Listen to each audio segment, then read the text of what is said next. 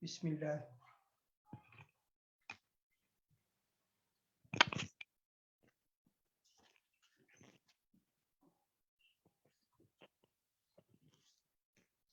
Bismillahirrahmanirrahim. Alhamdulillahi rabbil alamin. Wassalatu wassalamu ala asyrafil anbiya wal mursalin wa ala alihi wa sahbihi ajma'in. Nawaitu ta'allum wa ta'lim wa tadhakkur wa tadhkir wa nafa' wa intifa' wal ifadah wal istifadah wal hath ala tamassuki bi kitabillah wa sunnati Rasulillah sallallahu alaihi wasallam wa du'a ala al-huda wa dilala ila khair ittigha' wajhillah mardati wa qurbihi subhanahu wa ta'ala. Bismillah, subhanallah, walhamdulillah, wa la ilaha illallah, wallahu akbar. Adada kulli harfin kutiba kitab abdal abidin wa dahra dahirin. Rabbi syrah li sadri wa yassir li amri wahlul 'uqdatam min lisani yafqahu qawli. Yafqahu qawli, amin ya rabbal alamin. Qala al-musannif rahimahullahu ta'ala wa nafa'ana bi ulumihi wa masyayikhina fid darain, amin ya rabbal alamin.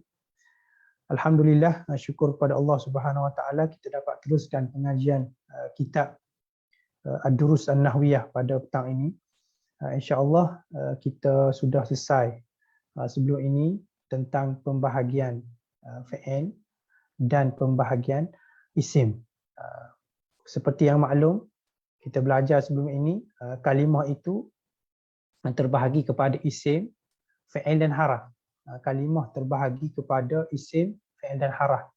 Dan makna kalimah itu ialah al-qawlu al-mufrad, iaitu lafaz tunggal yang mengandungi makna. Satu lafaz yang mengandungi makna. Itulah makna al-kalimah. Kemudian lafaz tunggal yang mempunyai makna ini terbahagi kepada tiga. Sama ada isim, kata nama, ataupun fi'il, kata kerja, ataupun haraf, huruf. Isim, lafaz tunggal yang mengandungi makna dan tidak terikat dengan waktu, tidak menunjukkan kepada waktu tertentu. Fi'il, lafaz tunggal yang menunjukkan kepada makna dan terikat dengan salah satu daripada waktu. Sama ada waktu al-madi, waktu yang telah lalu, ataupun waktu hal dan istiqbal, ataupun waktu hal sekarang, ataupun waktu akan datang. Itu fi'il. Jadi fi'il, lafaz tunggal yang menunjukkan kepada satu makna dan lafaz tersebut terikat dengan waktu. Sama ada waktu dahulu, fi'il madi, ataupun waktu sekarang dan akan datang, fi'il mudhari'. Ataupun fi'il yang menunjukkan pada waktu akan datang sahaja, iaitu fi'il amar. Ini pembahagian fi'il yang kita sebut minggu lepas. Kemudian kita masuk juga minggu lepas berkaitan dengan pembahagian isim. Isim terbahagi pertama berdasarkan nauknya. Pembahagian isim berdasarkan nauk, gender. Lelaki, isim untuk lelaki, kata nama untuk lelaki, muzakkar, ataupun kata nama untuk perempuan, muannas. Kemudian ada pembahagian yang lain, iaitu pembahagian isim menurut bilangan. Isim juga dibahagi menurut bilangan, pecah kepada tiga. Sama ada bilangan satu, ataupun bilangan dua, ataupun lebih daripada dua, tiga dan ke atas. Jadi satu namanya isim mufrad. Kalau kata nama dua, namanya musanna. Kalau tiga ke atas, namanya isim jamak. Dan jamak itu terbahagi kepada jamak tashih dan jamak taksir. Jamak tashih dan jamak taksir yang kita akan belajar ini insya-Allah. Jadi kita buat khulasah dulu apa yang kita belajar sebelum ini.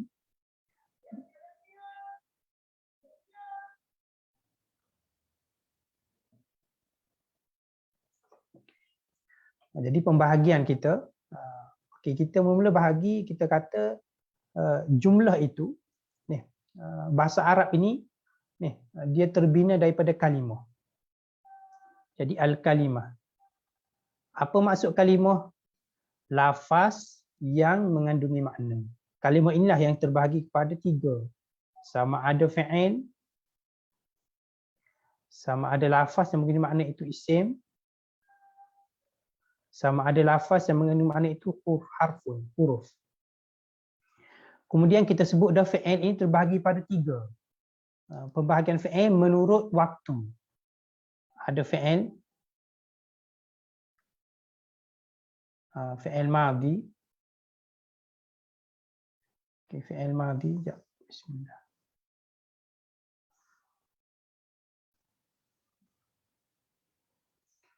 Fi'il madhi, fi'il al-madhi. Kemudian fi'il mudhari'. Kemudian fi'lu al-amri. Okey, ada 3 pembahagian. Kalaulah kata kerja itu fi'il, kata kerja yang telah berlaku pada waktu yang lepas, pada waktu yang lampau, maka fi'il madhi. Contoh kita kata kataba, menulis. Perbuatan menulis telah berlaku. Kalaulah sekiranya perbuatan fi'il ini, kata kerja ini berlaku pada waktu sekarang ataupun berlaku pada waktu akan datang, maka namanya fi'il mudhari'. Yaktubu. Jadi fi'il mudhari' ini sedang menulis ataupun akan menulis. Nak tentukan makna dia akan menulis ataupun sedang menulis, kita melihat kepada siyaqul kalam, melihat pada jumlah itu, melihat kepada gaya bahasa, melihat kepada dalil, qarinah. Penulisnya yang menuliskan Zaidun yaktubu ad-darsa, dia maksudkan Zaid itu sedang menulis ataupun akan menulis. Melihat kepada situasi. Tapi fi'il mudhari' dia boleh dua-dua makna, sama ada untuk waktu sekarang, hal, ataupun waktu akan datang. Akhir sekali fi'il amar. Ni hanya khusus pada waktu akan datang. Sebab fi'il amar ni fi'il arahan, berbentuk arahan, uktub. Tulislah kamu. Arahan untuk menulis, dan perbuatan menulis itu akan berlaku selepas dikeluarkan arahan. Jadi perbuatan menulis itu berlaku pada waktu mustaqbal, pada waktu akan datang. Jadi ada soalan yang sebelum ini ditanya tentang ta'rif fi'il amar itu, ma yutlabu bihi husulu syai' fi waqtil istiqbal. Ma yutlabu bihi, fi'il yang dibuat permintaan dengannya, dengan fi'il tersebut untuk berlakunya sesuatu pada waktu akan datang. Jadi bihi itu kembali kepada apa? Kembali kepada ma. Ada yang tanya tentang rujuk dhamir ma yutlabu bihi. Bihi, hi itu kembali kepada ma. Kerana ma tu dia panggil ma mausuliyah. Dengan makna apa? Alladhi. Fi'il yang mana dibuat permintaan dengan fi'il tersebut untuk terhasilnya sesuatu pada waktu akan datang. Tu ada orang tanya tentang ta'rif fi'il amar. Okay, kemudian itu pembahagian fi'il. Jadi kemudian pembahagian isim.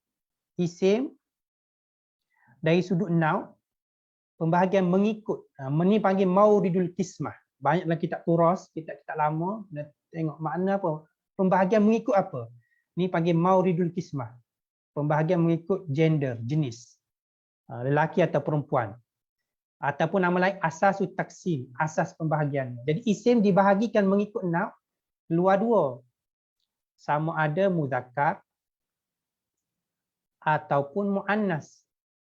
Sama ada muzakkar ni lelaki atau perempuan. Contoh muzakkar, contoh kita kata nama orang Muhammadun. Jadi isim nama orang, kata nama. Jadi Muhammad ini kita kata isim muzakkar, isim lelaki. Kalau contoh kita kata Fatimah, kata nama untuk perempuan. Boleh. Kemudian isim pula dibahagi mengikut apa? Mengikut bilangan, adat. Dibahagi isim mengikut adat terbahagi kepada apa? Terbahagi kepada mufrad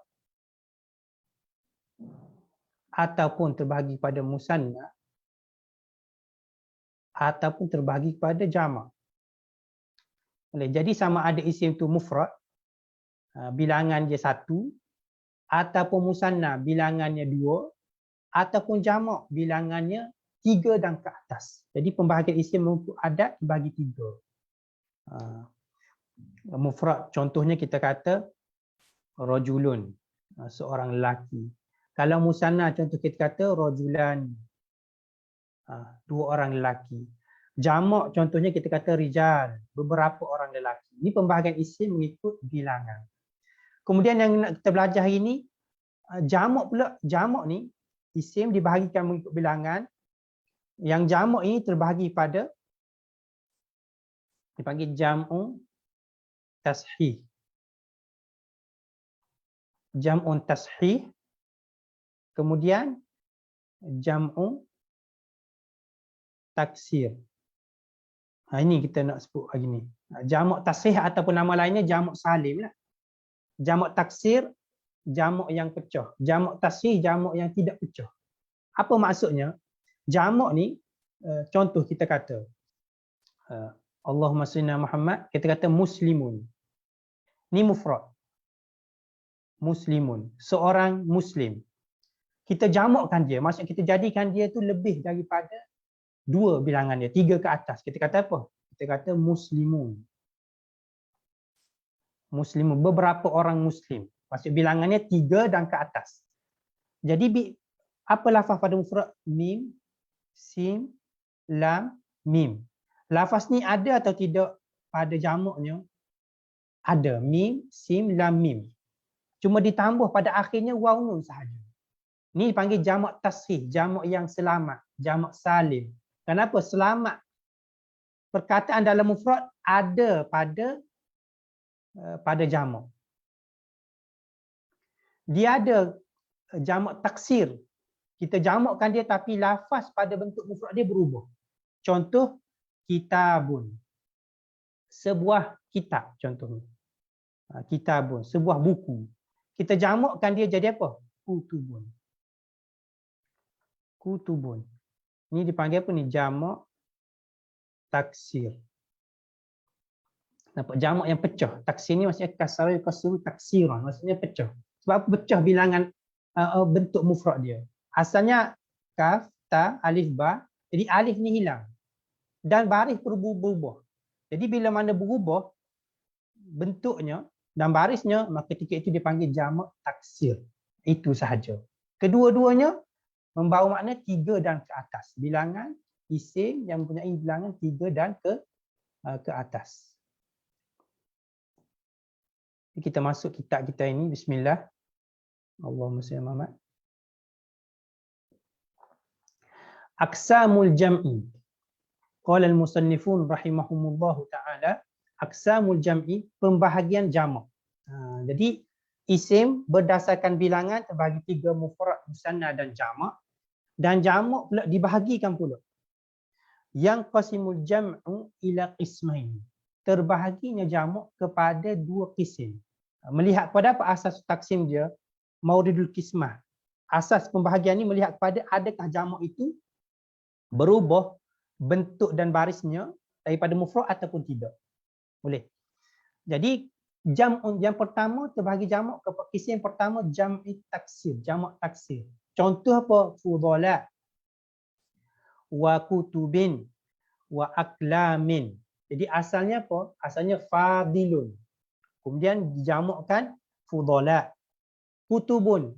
Kutubin ni asalnya kitabun. Kemudian berubah kutub.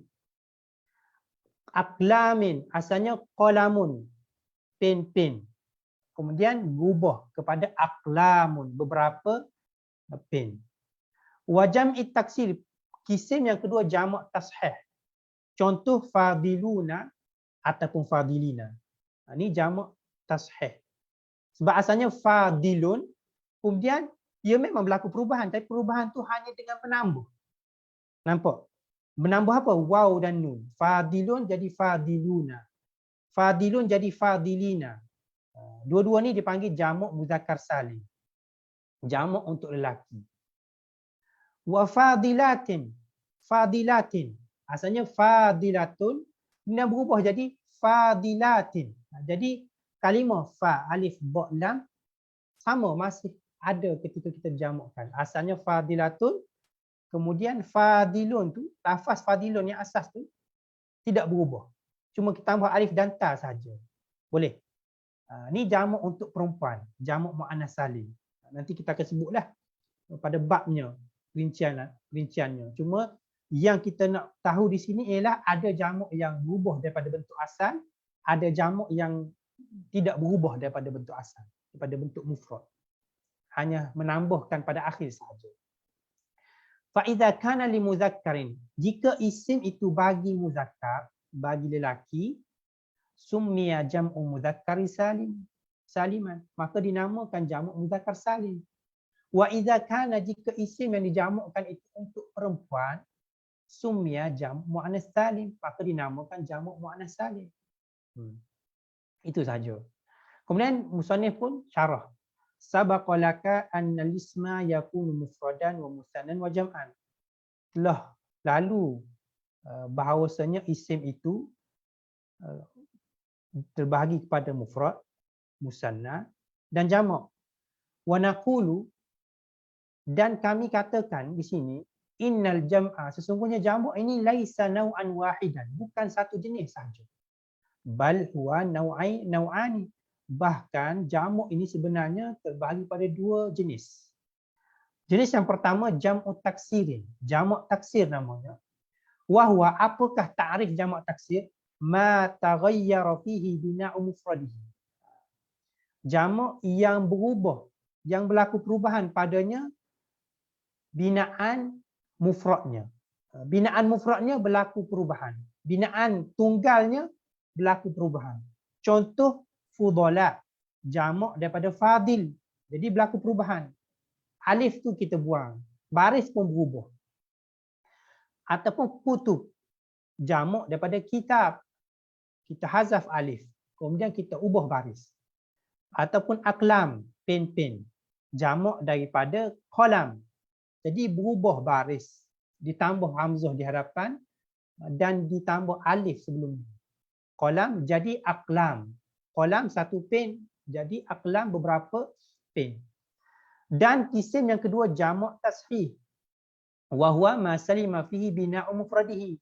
Jamak tashih ini ialah jamak yang selamat padanya binaan mufradnya. Itu panggil jamak tashih, ataupun nama lain jamak salim. Jamak yang selamat padanya binaan mufradnya. Maksud selamat tidak berubah. Binaan mufrad dia tidak berubah. Bentuk mufradnya tidak berubah. Wahwa, dan jamak tashih ni, jamak yang tidak berubah bentuk mufradnya terbahagi pada dua qism. Jamu muzakkar salim, jamak muzakkar salim contohnya fadilun ataupun fadilin, sama saja jamak muzakkar salim, cuma yang ni tambah waw nun, yang ni tambah ya dan nun. Kenapa yang ni berbeza, tambah waw nun dan ya nun? Itu perbahasan i'rab yang kita akan belajar. Jamak muzakkar salim kadang-kadang kita baca fadilun, kadang-kadang kita baca fadilin, mengikut tempat kedudukan dalam jumlah, dalam frasa. Wa mujtahidun atau mujtahidin. Ataupun contoh mujtahidun, orang yang berusaha. Au mujtahidin, sama saja. Yang bezanya waw nun dan ya nun, mengikut kedudukan dia pada jumlah. Jamak muzakkar salim min kulli ismin, daripada tiap-tiap kata nama yang zada fi mufradihi, yang ditambah pada mufradnya waw dan nun ataupun ya dan nun. Itu jamak muzakkar salim. Jamak yang diambil daripada tiap-tiap isim yang ditambah pada mufradnya waw dan nun ataupun ya dan nun. Wa jam'u muannats salim. Yang kedua daripada isim, daripada pembahagian jamak tashih ini jamak muannas salim. Contohnya fadilatin wa mujtahidatin. Tambah apa? Alif dan ta. Ini jamak muannas salim. Tetap asalnya fadilun, kan? Fadilatun. Fadilatun. Ta tu ta marbutah, menunjukkan pada muannas. Dia bukan asal kalimah tu. Fadilun asalnya. Jadi bila mana kita ubah dia kepada jamak, kita hanya tambah. Kita tak melakukan perubahan rombakan pun pada mufrad. Jadi fa ada, alif ada, dha ada, lam ada. Jadi kita tambah alif dan ta. Ini pun sama, mujtahidatun jadi mujtahidatun. Perempuan yang berusaha. Jamak muannas salim daripada tiap-tiap isim yang zada fi mufradi alifun wa ta, yang ditambah pada bentuk mufradnya alif dan ta. Itu sahaja. Jadi barulah kita masuk perbahasan al-kalam. Al-kalam. Bismillah.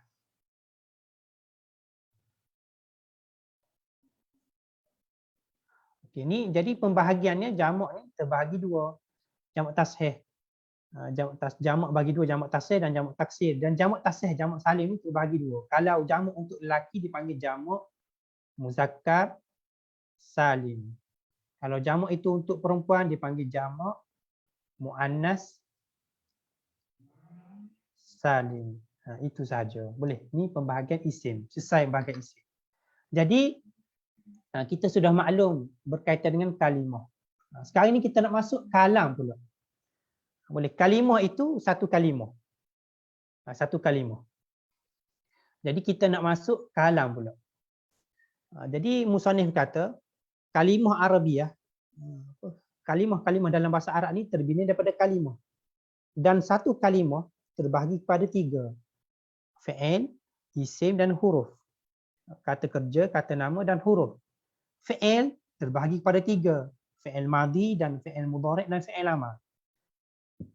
Kemudian isim, musannif buat dua pembahagian.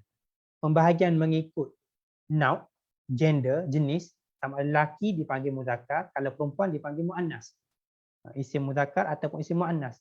Kemudian dibahagikan isim mengikut adad, bilangan. Kalau isim itu tunggal dipanggil mufrad. Kalau isim itu dua dipanggil musanna. Kalau isim itu tiga dan ke atas dipanggil jamak. Dan jamak inilah yang dibahagi kepada dua. Sama ada jamak salim, iaitu jamak tashih, ataupun jamak taksir. Jamak tashih ataupun jamak salim terbahagi dua, sama ada jamak muannas salim dan jamak muzakkar salim. Itulah kalimah dalam bahasa Arab. Satu kalimah. Nampak? Terbahagi pada isim, fi'il dan haraf. Kemudian kalimah ini tak madai. Satu kalimah tidak madai. Kita tidak akan boleh i'rab kalau hanya satu kalimah. Contoh Zaidun. Nak i'rab macam mana? Kita kena letakkan dia dalam jumlah, barulah dapat faedah. Contoh kita kata qala Zaidun, Zaid berkata. Kita tahu Zaid yang berkata, Zaid itu fa'il, qala itu fi'il. Zaidun karimun, Zaidun orang yang mulia. Jadi Zaidun tu menjadi mubtada, karimun khabar. Dan terhasilnya kita kata faedah daripada bercakap ni, adakah terhasil dengan satu kalimah? Tak terhasil dengan satu kalimah. Tak dapat tidak, kalimah tu kita kena tarkibkan dia. Kita kena susun dia dalam satu jumlah yang sempurna, frasa yang sempurna. Tak madai satu kalimah untuk hasil dialog, maksud daripada dialog.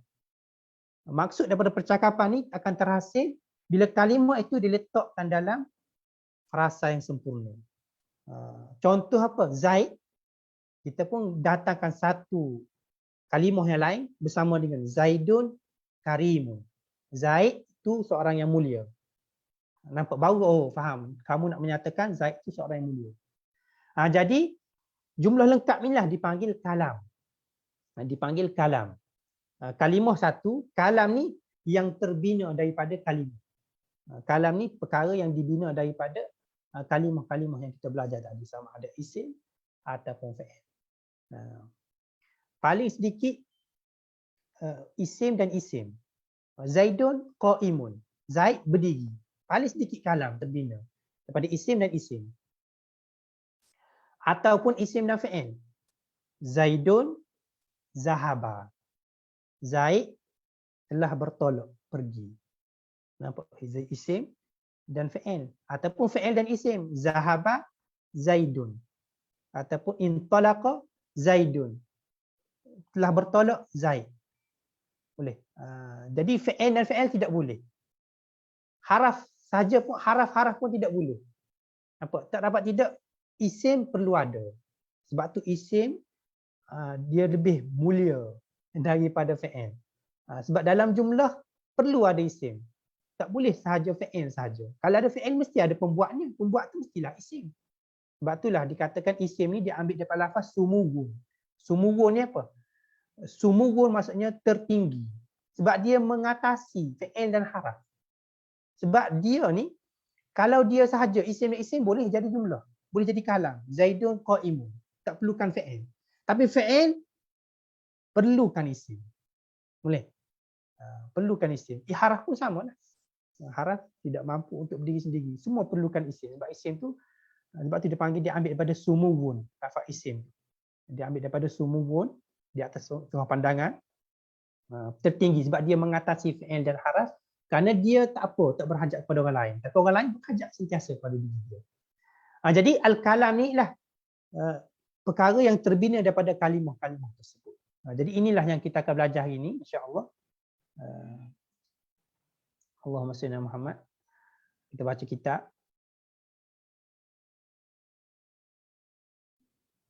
Al-kalamu wa minal kalimati tatarakkabul jumalul mufidah wa hiya al-musammatu bil kalam.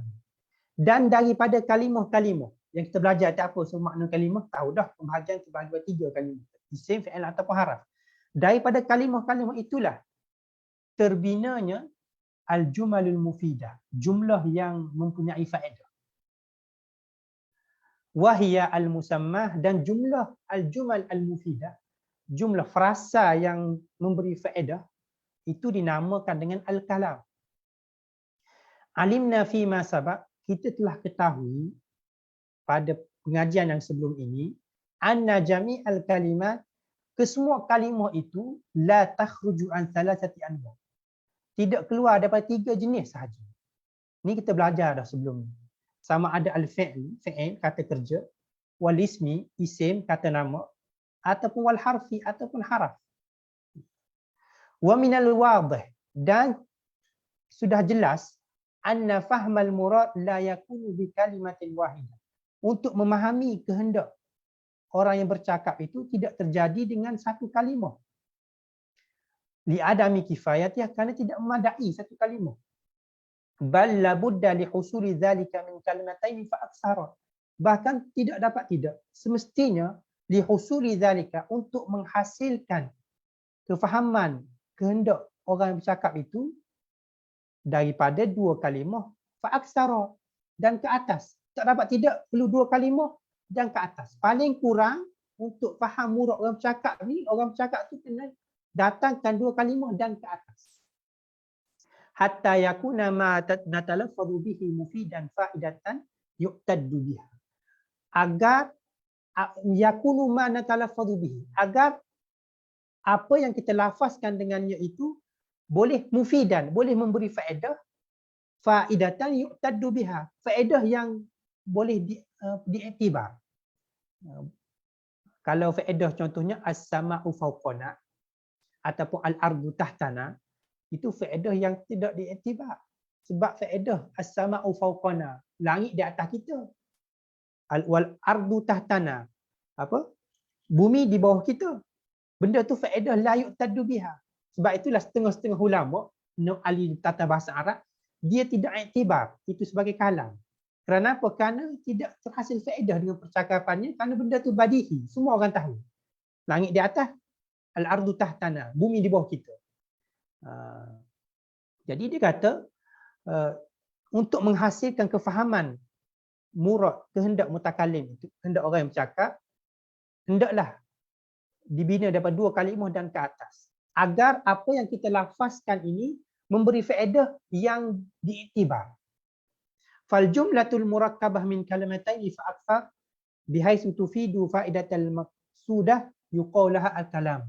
Dan jumlah frasa yang terbina daripada 2 kalimah dan ke atas, bihaitsu, sekira-kira yang terbina daripada 2 kalimah ke atas itu memberikan faedah yang diingini. Kalau sekadar 2 kalimah tapi tidak dapat faedah, contohnya, tak boleh diiktibar juga. Contoh apa? Contoh jumlah kita datangkan dengan syarat. In ja'a Zaidun. Jika datang Zaid. Jika Zaid datang. Ada faedah tak? Orang masih tertunggu-tunggu, jadi faedah tak dapat lagi. Walaupun 3 kalimah tu, in ja'a Zaidun. Jika datang Zaid. Jadi orang tertunggu-tunggu, maka tak terhasil lagi faedah. Maka tak dipanggil kalam. Jadi jumlah yang terbina daripada 2 kalimah dan ke atas, sekira-kira tufidu, memberi faedah yang diingini, maka barulah dikatakan kepadanya kalam. Kalaulah walaupun 3 tapi tak memberi faedah, tetap tak dipanggil kalam. Contoh apa? Nahwu, contohnya al-ilmu nafi'un wal jahlu dhahir. ilmu itu memberi manfaat. Dua kalimah. Al-jahlu dharun. Kejahilan itu memberi mudarat. Kemudian wala yushtaratu fil kalam an yakuna murakkaban min al-anwa'i thalathah. Dan tidak disyaratkan pada sebuah kalam itu dibina ia daripada tiga-tiga jenis. Maksudnya tak disyaratkan kena ada tiga-tiga dalam jumlah. Kena ada isim, kena ada fi'il, kena ada haraf. Sebab kadang-kadang dua isim pun sudah memadai. Al-ilmu nafi', ilmu isim, nafi'un isim. Dua-dua kata nama. Tak semestinya perlu ada fi'il, tak semestinya perlu ada haraf juga. Kerana kenapa tak disyaratkan sebuah kalam itu terbina daripada tiga-tiga jenis isim, fi'il, haraf? Kerana qad yatarakkabu min ismaini faqat. Sebab kadang-kadang kalam ni boleh terbina daripada dua kata nama saja. Seperti contoh Aliyun Mukbil. Ali datang. Ali tiba.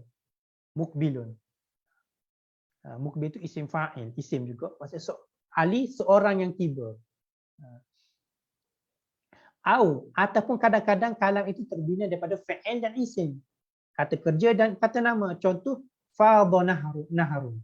Telah melimpah air sungai. Nampak? Fadha fi'il, naharun isim. Wa yuqalu lil jumlati fi'liyah in kana sadruha fi'lan. Dan dikatakan kalam itu dengan jumlah fi'liyah. Jika sekiranya jumlah itu in kana sadruha fi'lan. Jika di awal jumlah itu fi'il. Contoh hadaral muallimu ataupun yahdurun nadhiru. Telah hadirlah seorang guru. Yahdurun nadhiru. Telah hadirlah nadhir, pegawai. Pegawai nazir ni orang yang mengawasi pergerakan sebuah sekolah ataupun madrasah ataupun masjid. Orang bertanggungjawab untuk menguruskan. Wasmiyah, dan dikatakan lil jumlah ismiyah, dikatakan bagi jumlah tu jumlah ismiyah in kana sadruha isman, jika sebenarnya awal jumlah tersebut isim, kata nama.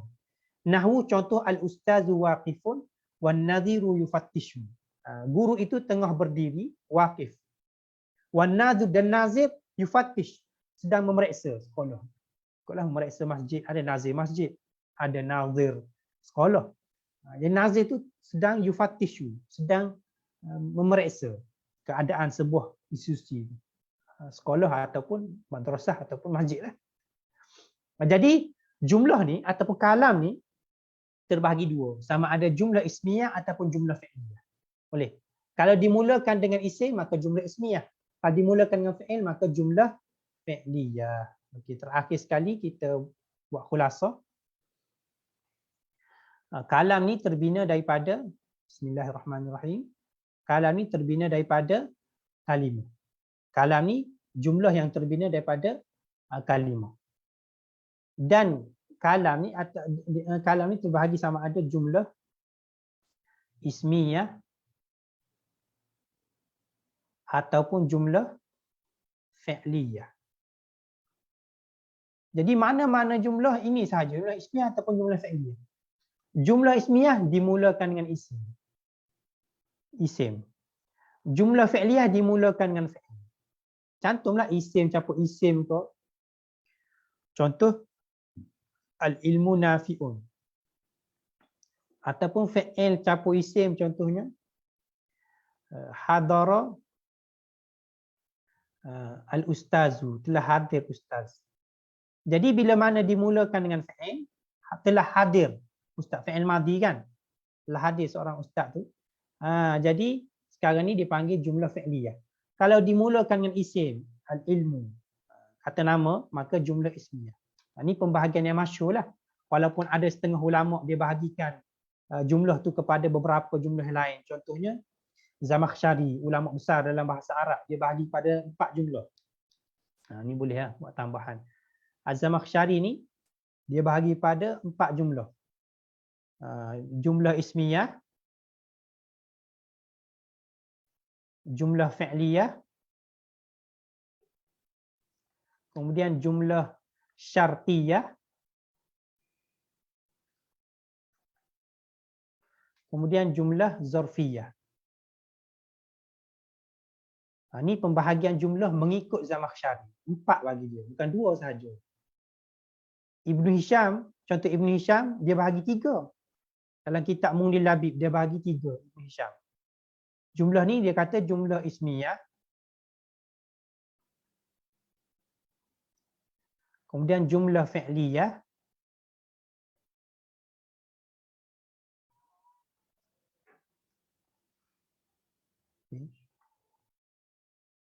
Okay, jumlah fi'liyah. Kemudian satu lagi dia kata jumlah zarfiyah. Allah. Jumlah zarfiyah. Ni pembahagian mengikut ulama Zamakhsyari dan Ibn Hisham. Dan sebenarnya yang disebut jumlah syartiyah ni sebenarnya jumlah fi'liyah pun boleh. Sebab Imam Zamakhsyari kata jumlah syartiyah ni contoh in ja'a Zaidun fa ukrimu. Jika Zaid datang, aku akan muliakan dia. Jadi ini jumlah syartiyah. Sebab jumlah dimulakan dengan syarat. Tapi sebenarnya hakikatnya ni dia dimulakan dengan fi'il. Maka dia termasuk daripada jumlah fi'liyah. Nampak? Sebab mana-mana huruf syarat, jika, mana-mana huruf syarat, wajib selepasnya fi'il. Maka jumlah syartiyah sebenarnya tak iktibar yang awal ni. Tak iktibar yang awal. Jadi termasuk daripada jumlah fi'liyah. Jumlah zarfiyah pun, jumlah zarfiyah apa jumlah zarfiyah? Jumlah yang dimulakan dengan zaraf ataupun jar dan majrur. Contoh apa? Contoh jumlah zarfiyah. Contohnya kita kata fiddari rajulun. Mulakan dengan haraf kan? Ataupun amamal baiti Zaidun. Dimulakan dengan zaraf. Okey, dua-dua ni tengok asalnya hakikatnya yang ni bukankah mubtada' muakhar kan? Mubtada'. Isim. Asalnya rajulun fiddari. Artinya Zaidun amamal baiti. Cuma dikehadapankan sahaja fiddari dan amamal baiti. Nampak? Dikedapankan jar majrur dan dikedapankan zaraf. Jadi dia sebenarnya hakikatnya termasuk berjumlah ismiyah. Boleh. Cuma Zamakhsyari kata tidak. Ni kalau dimulakan syarat maka jumlah syartiyah. Kalau dimulakan zaraf atau jar majrur maka jumlah zarfiyah. Okay. Ibn Hisham pun Ibn Hisham kata jumlah ismiyah, jumlah fi'liyah dan jumlah zarfiyah. Jumlah zarfiyah seperti inilah fiddari rajulun amamal baiti Zaidun. Jadi Ibn Hisham mengira bahawasanya bila di hadapan tu jar majrur ataupun zaraf maka dia iktibar sebagai jumlah zarfiyah. Dia tak termasuk daripada jumlah ismiyah. Tapi pandangan yang masyhur jumlah ni hanya 2 sahaja. Jumlah ismiyah ataupun jumlah fi'liyah. Sebab hakikatnya jumlah syartiyah ataupun jumlah zarfiyah ni, jumlah syartiyah ialah jumlah fi'liyah. Jumlah zarfiyah ni kalau kita mulakan dengan jar majrur ataupun zaraf, maka dia boleh masuk kepada pembahagian jumlah ismiyah. Jadi hakikatnya kembali pada 2 sahaja kalam. Nak mudahnya ingat macam ni. Dalam satu frasa, kalau mula dengan isim, kita kata jumlah ismiyah. Kalau mula dengan fi'il, jumlah fi'liyah. Cuma kadang-kadang isim itu dimulakan dengan sesuatu yang lain. Ditakdimkan, didahulukan dengan satu lain. Contohnya, asalnya Zaidun fiddari. Zaid berada dalam rumah. Okey, fiddari Zaidun. Dalam rumah itu Zaid. Tetap jumlah ismiyah. Boleh. Dan tak diiktibar haraf. Haraf contohnya kita kata ma Zaidun qa'imun. Contohlah. Haraf. Tidaklah Zaid berdiri contohnya. Jadi haraf tak diiktibar. Seolah tak ada. Seolah tak ada kita kata jumlah apa ni? Okey, Zaid isim. Maka jumlah ismiyah. Contoh hal ja'a Zaidun. Adakah Zaid datang? Adakah telah datang Zaid? Okey, dimulakan dengan haraf. Tak diiktibar. Seolah tak ada. Okey, apa ni selepas dia? Fi'il. Maka jumlah fi'liyah. Boleh. Jadi pandangan yang Imam Zamakhsyari ataupun Ibn Hisham tu, Imam Zamakhsyari menambah jumlah syartiyah dan zarfiyah. Ibn Hisham menambah jumlah zarfiyah. Hakikatnya kembali pada 2 sahaja sebenarnya. Boleh mengikut pandangan yang masyhur dalam kalangan ulama lah. Wallahu taala a'lam. Jadi itu sahaja untuk petang ni. Insya-Allah kita akan masuk bab lain pada minggu hadapan. Dan untuk maklumatlah, bab asar sekarang ni 3.30 orang asar kat tak. 3.30, jadi kita akan mula agak lewat lah. Insya-Allah minggu depan ni kita akan mula pukul 4 lah. Pukul 4 petang bersamaan dengan pukul 10 waktu Malaysia, 10 malam. InsyaAllah kita tak lama, insyaAllah. Anda cuba seringkah mungkin lah, setengah jam. Dan tak lebih sejam lah, insyaAllah. Jadi kita akan mula pukul 4 petang waktu Mesir dan pukul 10 malam waktu Malaysia pada minggu hadapan, dan waktu pun berubah. Kalau hari, kita akan ubah pada hari Selasa. Nanti kita akan buat iklan lah, insyaAllah. Jadi untuk minggu depan kelas ni akan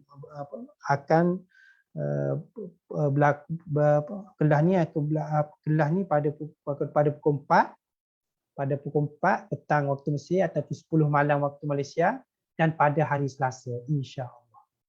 Jadi kalau ada apa-apa soalan, boleh komen, insya-Allah Ana akan jawab pada kelas yang seterusnya. Wallahu taala alam. Allahumma salli wa sallim ala sayyidina Muhammad wa ala alihi wa sahbihi ajma'in. Allahumma rizqna rahman nabiyina karim. Allahumma atina ma ta'ala barakatuh. Sallallahu alaihi wasallam. Walhamdulillahi rabbil alamin.